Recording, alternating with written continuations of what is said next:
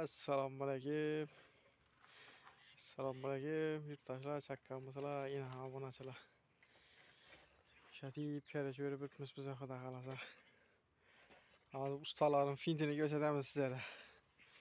Yani, ben finte ustala işleyen emez. Bu kervecek araba, kesek bu arabın çıkmağır. Yani, toğaza kuyulup durgan kerviç.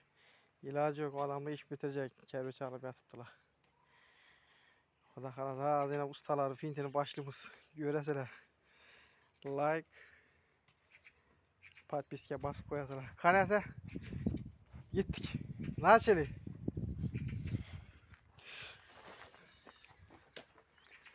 Ena. Ena ustalar.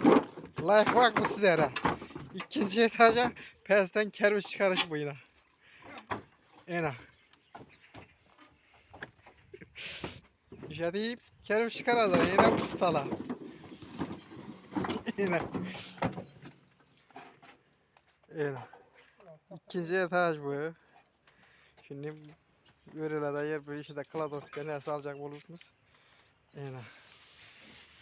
Nah ilk kimin kerviç çıktı bir ağzı. İşte deyip yarısı pişen yeri, yarısı hamkıç. Ustaların neyse bu, findi bu. Ürgeninle yine ustaların nesini. Like bak. Yani. Kanalımıza abone olup like basışı işten çıkmasın. Bu da kalasa bundan hem zor videoları çıkaracak hareket edemiz. Hemen işine Ahmet.